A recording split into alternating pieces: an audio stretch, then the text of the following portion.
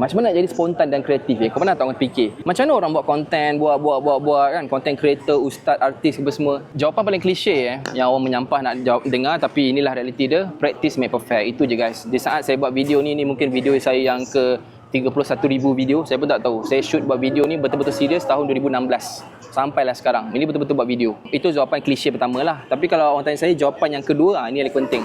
Jawapan kedua adalah kita kena buat video one take, one shot. Biasakan buat betul. Saya kadang-kadang marah tim saya tahu. Kalau buat video, perasan tak? Kita suka buat macam, tak jadi lah. Cut, potong. Ajak Okey, sekali lagi take. Hai, dalam video kali ni saya nak share cara macam mana. Dia tak payah. Video ni dia kena authentic, genuine. Dan benda-benda yang berlupa, cakap salah-salah ni, itulah reality. Itulah yang sedap. Itulah personality. Dan sekarang ni dengan dunia AI, which is saya bencilah video AI, to be honest. Dalam video AI sekarang, kita embrace the imperfection. Dalam bahasa Jepun dia panggil wabi-sabi. Bukan wahabi, bukan. Wabi-sabi. Wabi-sabi ni adalah kecantikan dalam benda yang tak sempurna. Sebab tu saya suka buat video-video. Kalau salah cakap ni saya bantai, saya layan je. So bila awak practice dan awak one take one shot, awak tak mencari video yang perfect, tapi awak mencari video yang siap, yang deliver. Yang penting mesej sampai. Tak fikirlah pasal video nak pendek, itu semua makro. Video panjang lagi senang FYP. Sebab apa? Sebab value lagi banyak dan orang lagi senang nak share dan senang nak save sebab tak sempat nak tengok. Okey, itu adalah tips yang kedua. Maksudnya one take one shot. Kalau salah post je. Okey. Yang ketiga pula, tips saya untuk awak lebih kreatif untuk buat spontan, biasa bercakap laju dan perlahan.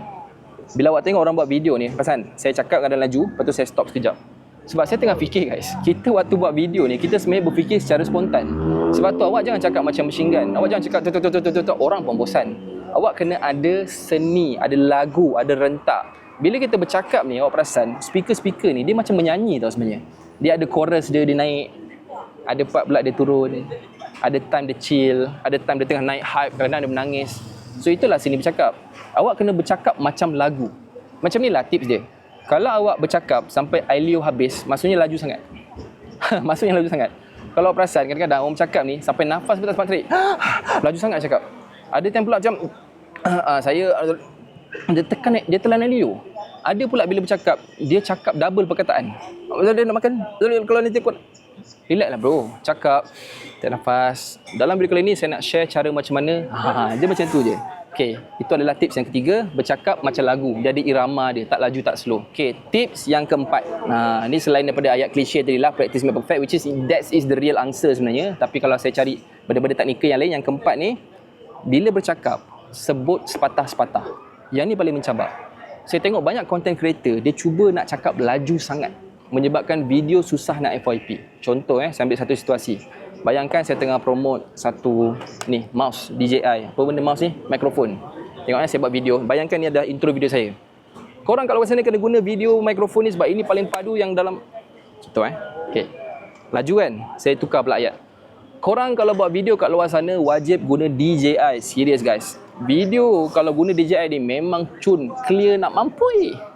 Perasan tak? Bila saya bercakap slow je, tiba-tiba keluar emosi. Tiba-tiba lebih clarity.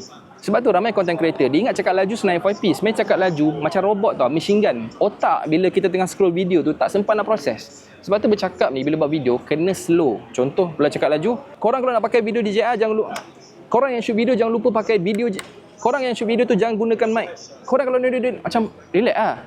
Kalau korang ada masalah, video tak FYP, ni DJI mikrofon ni sumpah padu gila ni. Aku cakap kau, ini bila aku pakai, video aku memang FYP bro. Tekan link bio kalau ada nak belajar dengan lebih lanjut.